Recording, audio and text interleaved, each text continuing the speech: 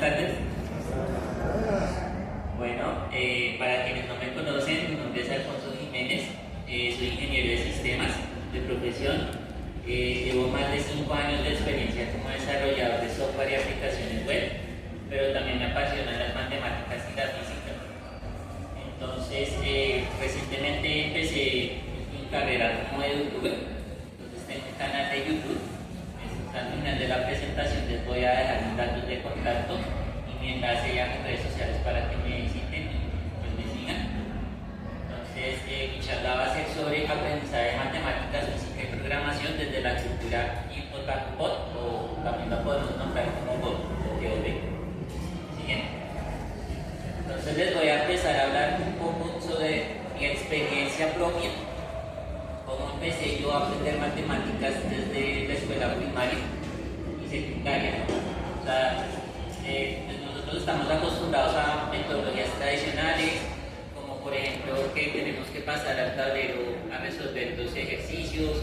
O sea, los profesores a veces nos ponían a hacer eso, o sea, nos mandaban al paredón, entonces nos ponían un ejercicio y no, hágalo, aunque todavía se usa, pero pues la idea es que pues, esto no funciona para la mayoría realmente. O sea, no quiero decir que sea que no sea útil, sino que puede ser aburrido o puede que de pronto la metodología no sea la indicada para cada persona. Entonces, para cada persona pues, se podría aplicar ciertas metodologías y podría funcionar de ciertas maneras. Entonces, desde mi propia experiencia puedo decir que pues yo antes tenía que copiar los apuntes de mis profesores, o sea, tenía que practicar lo que ellos hacían en las pizarras. Entonces teníamos que hacer lo mismo que ellos, copiar las tareas, los ejercicios, todo para la casa, o algunos que había que hacer en clase. Entonces nos dejaban quizzes. El método de evaluación era a veces muy estricto porque a veces nos hacían quizzes sorpresa o evaluaciones que uno no sabe y van a hacer una pérdida. Entonces, a veces nos esforzaban por eso. Y bueno, pues sí, tenía una calificación y todo, pues así es como funciona el sistema tradicional. Entonces, desde que llevo yo, pues primero pues a veces no me sentía a gusto, porque eso no dependía solo de la metodología, también dependía de cómo el profesor manejaba las clases. Entonces, puedo decir que desde la primaria, cuando yo empecé, desde muy pequeño, pues a mí me iba muy bien en matemáticas, yo era uno de los mejores ahí. Pero cuando me pasaban al tablero, yo hacía bien, no sé, me acuerdo yo de cuando empezábamos a aprender sobre fracciones, sumar, restar fracciones y todo eso. Pero ya cuando me empecé en la escuela secundaria ya me toqué con el primer mundo, o sea, yo como, claro o sea, no sentía como un vacío conceptual en algunas cosas, como que yo me relajé mucho. Y en séptimo, octavo grado de bachillerato tuve que presentar algunas previas de nivelación para poder aprobar, pasar al siguiente grado. O sea, pues, o aprobar el periodo, porque si no pues, tenía que era peor y pues de pronto tenía que recuperar más. Entonces, pero no funcionaba esa metodología conmigo en algunas ocasiones. Aunque ya en bachillerato puedo decir que la cosa cambió porque tuve una muy buena profesora, le agradezco mucho por eso. Y pues ahí ya pues, pude tener mi grado como bachiller. Pues eso sí se me dificultó mucho aprender ecuaciones lineales y resolver, despejar variables, sobre todo. Entonces eso fue una odisea al principio, los primeros meses, pero ya después de décimo grado yo pude dominar bien trigonometría y las bases fundamentales de cálculo diferencial. Bien. Entonces empecé la universidad, yo soy egresado de la Javeriana. Es una de las universidades más reconocidas a nivel nacional y también internacional. Entonces, pues, algo que me motivó a estudiar en la universidad fue porque pues, yo me enteré pues, por parte de mi papá que mi abuelo paterno había estudiado medicina en esta normal. Entonces, fue una de las razones por las que decidí estudiar.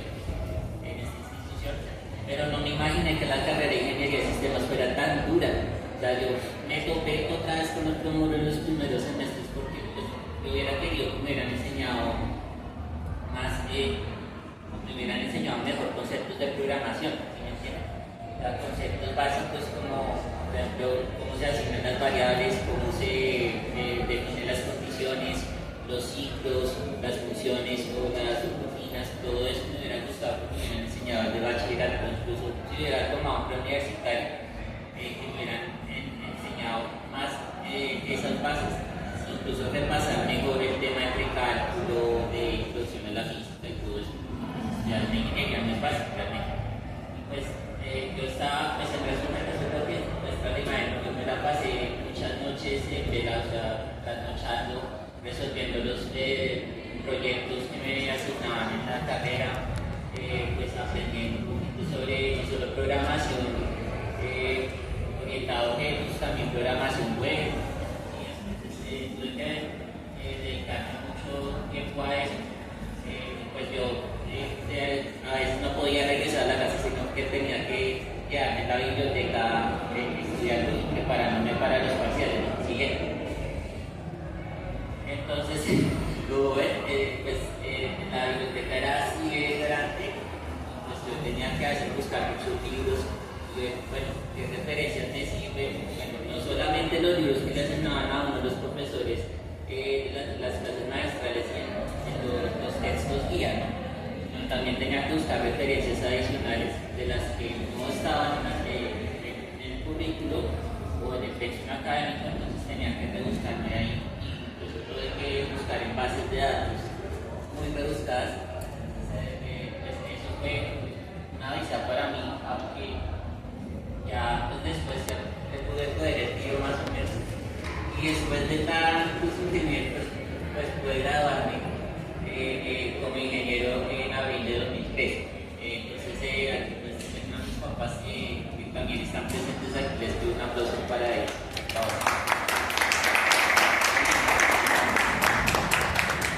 Bueno, porque les he contado todo esto desde mi propia experiencia, porque aunque es un caso particular, puede que algunos de ustedes se hayan identificado con alguno de ustedes mismos, algún familiar, algún conocido, algún amigo que haya estudiado una carrera STEM. ¿Qué significa carrera STEM? Que tiene componentes de ciencias, tecnología, ingeniería y matemáticas. Es muy importante. Entonces, ¿qué abarca todo esto? Que va a tener asignaturas en los primeros semestres de cálculo diferencial, cálculo integral, álgebra lineal, sí, ecuaciones diferenciales. Si es ingeniería, pues va a tener cursos de ciencia aplicada desde las matemáticas, también por supuesto depende de la carrera que estén estudiando.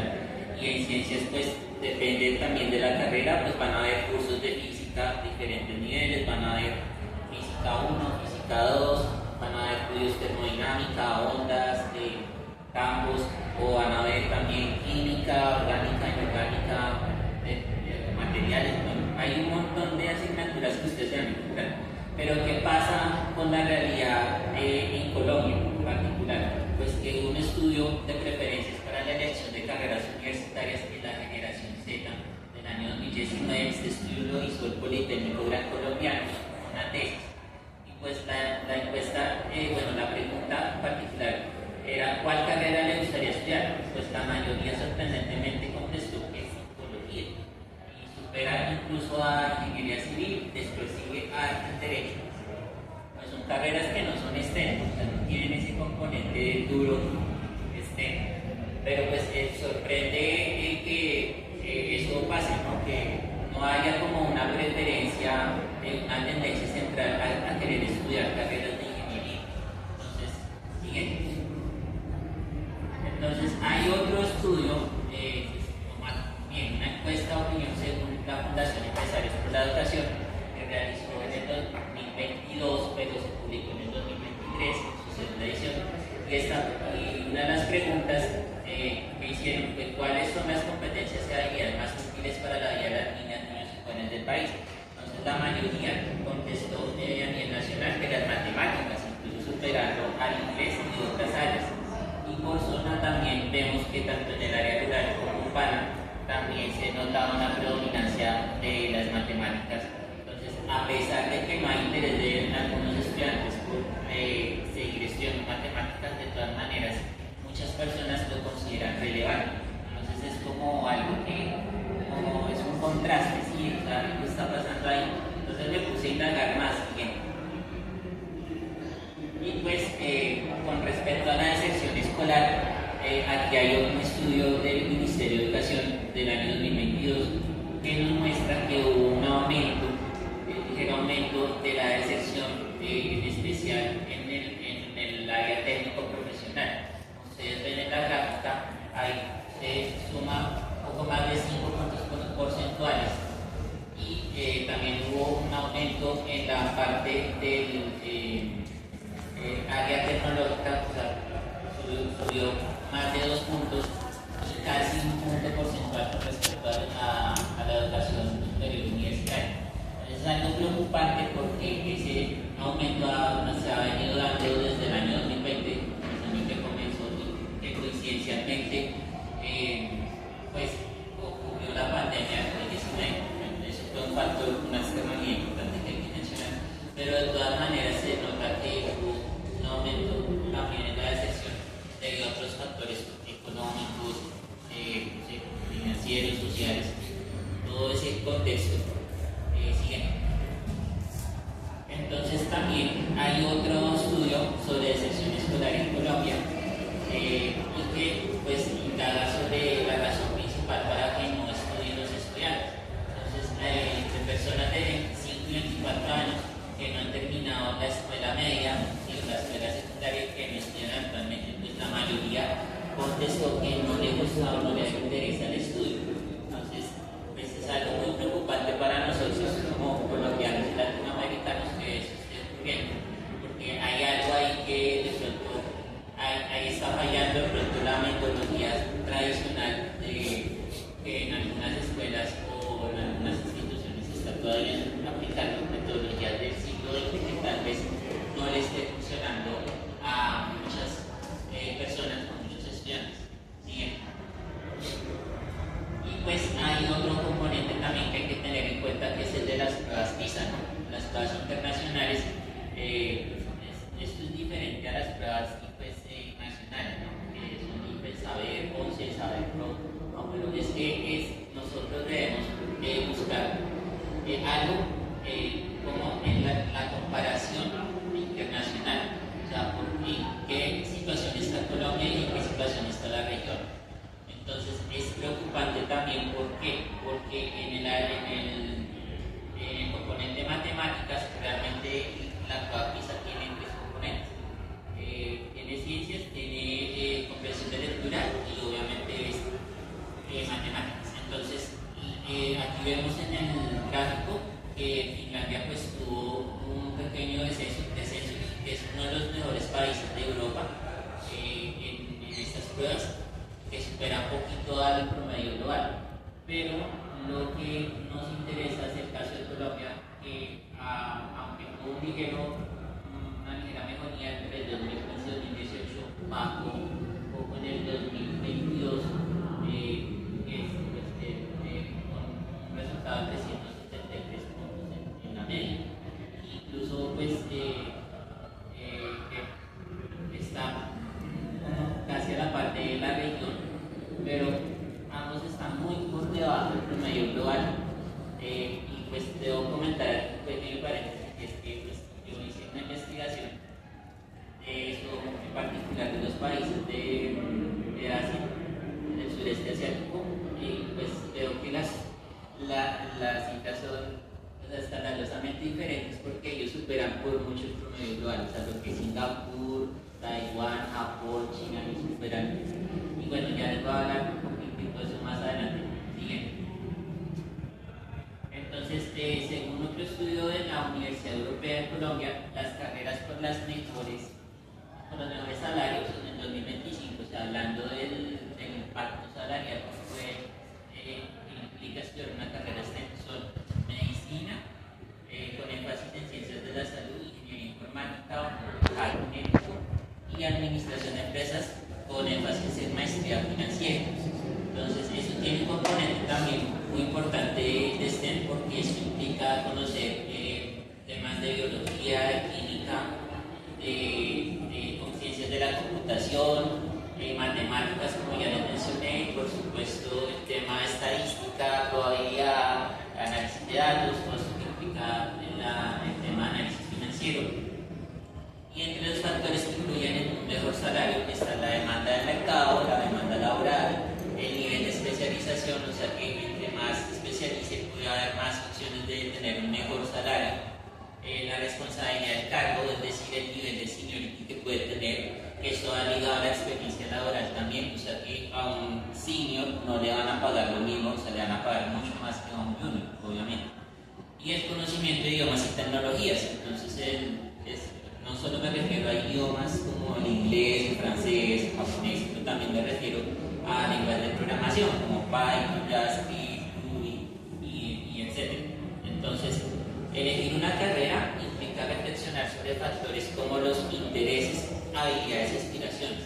Pensar en el futuro profesional debe ser una perspectiva que sea vocacional y de crecimiento.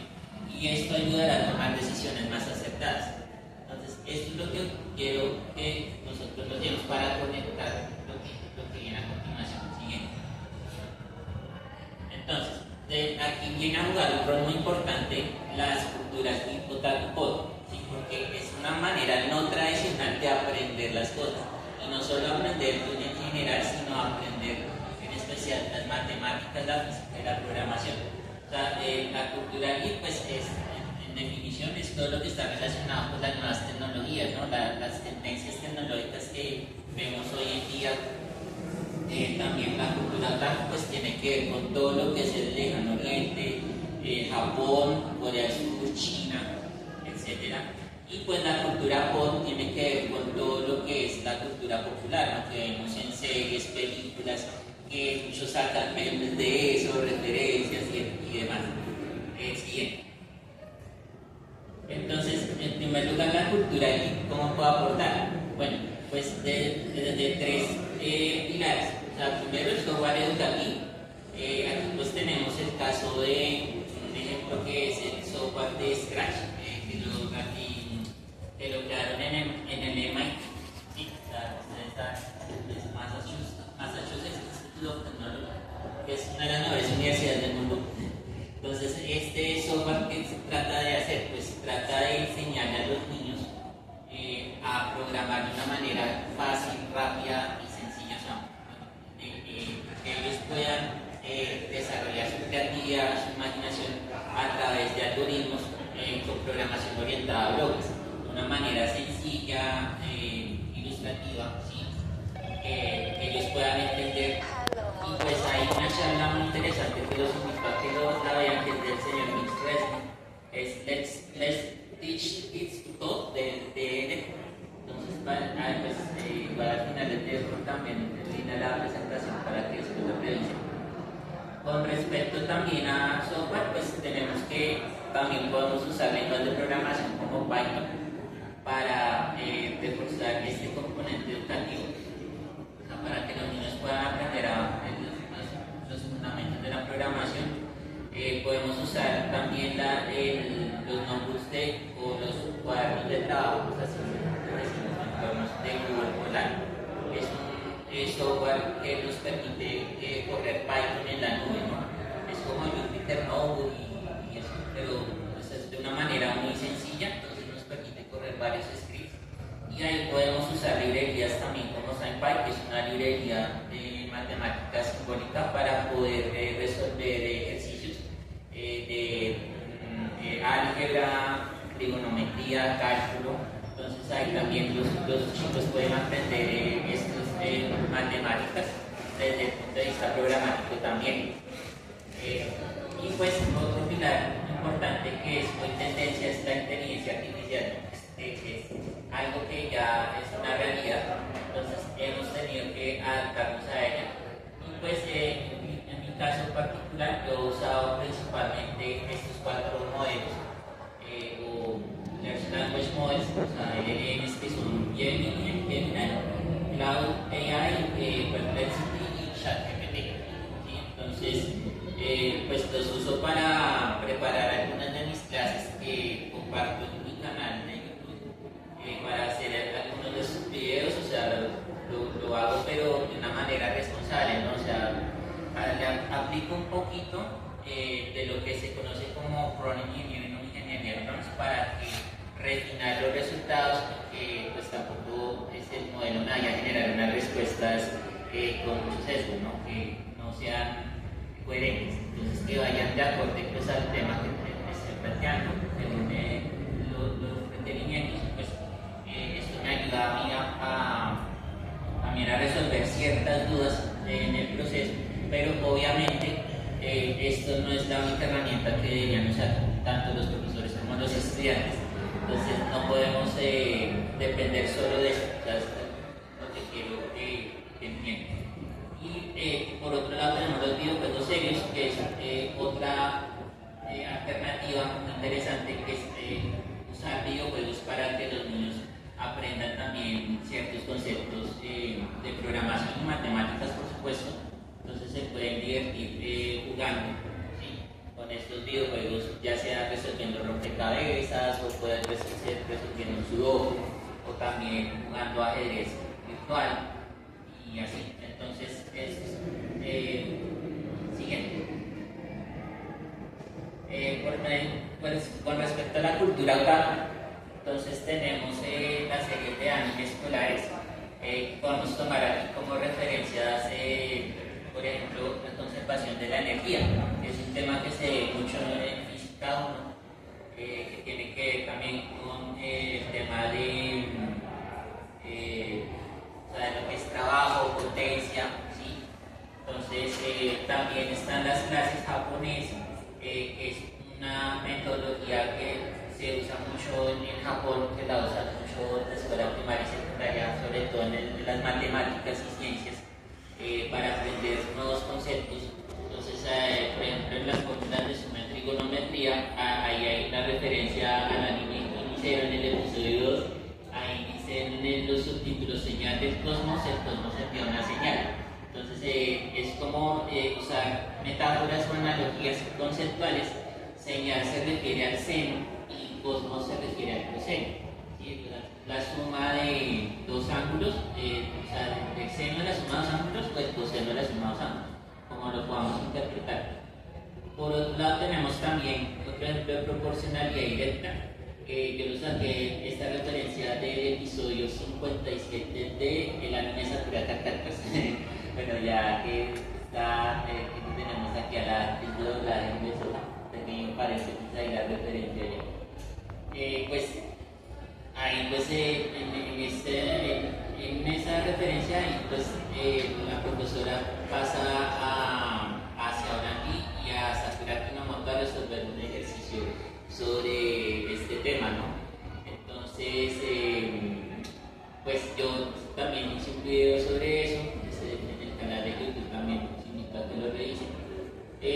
También, por otro lado tenemos el abaco japonés, más conocido como Soroban, y la multiplicación japonesa o aumento de las líneas, que son también herramientas muy útiles para la aritmética y para resolver sumas y multiplicaciones y otras operaciones básicas, y esto pues se lo debemos también a Japón.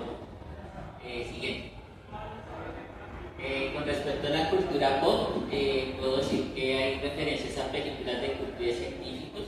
Entonces tenemos por ejemplo el caso del matemático, que es una película basada en un matemático polaco que vino a los Estados Unidos. Y pues ahí hay muchas referencias a matemáticas. También está el código Enigma, que es una película que trata sobre parte de la vida de Alan Turing y pues cómo esta científica Joan Clark le ayuda a él en el proyecto para descifrar el código contra de los nazis, ¿no? O sea, de la contraparte de los aliados. Entonces, pues es una película interesante que los invito a que la vean también. También tenemos Una mente brillante, que retrata la vida del matemático John Nash, quien estudió en Princeton y fue quien propuso el equilibrio de Nash, que se utiliza mucho en economía y en otras áreas también. Entonces, él ganó el premio Nobel por eso. Y bueno, también tenemos con respecto a películas de culto, pues por ejemplo aquí una referencia a la película de la Action Hero, El último gran héroe. En una de las escenas ahí aparecen unos ejercicios con creación. Después de tomar una captura de pantalla, pues también hice un video sobre eso para que lo revisen en mi canal. Y también por otro lado tenemos la parte de danza lúdica y educativa que me llamó muchísimo la atención porque a mí me gusta también mucho el baile. Y tenemos dos casos particulares. Uno que es el de Mr. Comfort de Front, que es un profesor británico que le enseña a sus alumnos a no solamente competencias en habilidades matemáticas, sino también programación con baile o con juegos que simulan los chicos con mucho dinamismo. Como ven ahí, usan tableros de ajedrez, usan como ciertos puntos de referencia y pues es muy chévere, es una forma de aprender muy diferente a lo tradicional y así muy efectivo en el caso de y también por otro lado tenemos este emprendimiento que surgió hace unos años que se llama Algorithmics, que ellos hacen simulaciones con coreografías ya diseñadas para enseñar algoritmos, ¿sí? Como por ejemplo el de ordenamiento burbuja. Entonces no solo lo hacen con danza, sino también lo hacen con música, entonces también ahí voy a dejar el link en la presentación para que después lo vean. Siguiente. Siguiente. Y bueno, como conclusión, al final tenemos que si combinamos estas propuestas podríamos generar mejores modelos para el sistema educativo que permitan reducir las tasas de deserción escolar, mejorar el desempeño de las pruebas académicas y aumentar la preferencia por el estudio de carreras STEM. Entonces el mensaje que quiero que se lleve es que tenemos que salir de la caja y pensar de otra manera distinta a lo tradicional. O sea, no podemos seguir dependiendo de lo que tal vez sea lo clásico, lo conservador, ¿no? O sea, pueden haber otras formas de aprender lo mismo y tal vez sea de una manera más eficiente, más efectiva. Entonces, lo que quiero que ustedes se lleven es que hay muchas maneras de llegar también al mismo resultado.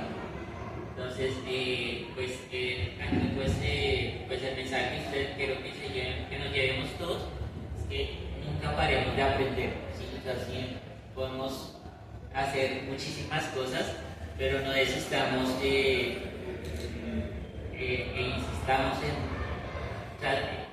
insistamos y persistamos en aprender, porque esa es la principal habilidad que nosotros debemos desarrollar en el siglo XXI para cualquier habilidad, para cualquier área que nosotros queramos desarrollar en nuestro campo profesional, en nuestro campo laboral. Y vean que pues, las carreras de ingeniería y ciencias tienen todavía un gran potencial en la parte de salarial, ¿no? O sea, tienen un impacto económico bastante pues, en las vidas de las personas. Pues es algo muy útil todavía, pese al contexto y las circunstancias actuales, ¿no? Pero de eso se trata. Recuerden que antes tuvimos la burbuja de las .com, después fue la burbuja de las apps, mucha gente se quejaba de eso. Ahorita pues con la inteligencia artificial pues se han transformado a ciertos empleos, pero esa es la idea, ¿no? Adaptarnos a esa realidad, ¿no? Entonces aquí pues les voy a dejar mis redes sociales para que les tomen una foto al QR. Ahí veo mis enlaces a mis canales de YouTube, ahí está todo, y también hay un enlace a mi presentación de hoy del SOFA, y acá pues también pueden anotar mi correo electrónico por si tienen alguna pregunta sobre tutorías, sobre el tema que les acabo de comentar, también sobre, hablaremos un poco sobre esto de las más tendencias de matemáticas, física, programación. Me gustaría charlar con ustedes, ahí me pueden contactar por el correo. Y bueno, pues, para finalizar, pues si nos queda tiempo. Sí, tienes 15 minutos. Bueno, tenemos 15 minutos, pues voy a hacer un pequeño offline, pequeño concurso de rapidez. O sea, que primero levante la mano, le cedo la palabra. pues la idea cuál es, o sea, que yo le voy a dar una tirilla a quien responda primero acertadamente, o sea, la tirilla va a tener un color, entonces el color amarillo va a ser una pregunta estándar, solo va a tener un punto, la tirilla azul va a tener puntos dobles y la pregunta final, que es una sorpresa, va a tener puntos triples, que es de la tirilla de color rojo, que no está documentado, sino es una pregunta sorpresa adicional. Entonces, en los tres primeros lugares van a tener premio y pues la persona que acierte la pregunta esta también va a tener un pequeño premio también. Ahorita al final pues nos reunimos y conversamos. ¿Listo? Entonces, ya un momento, por favor.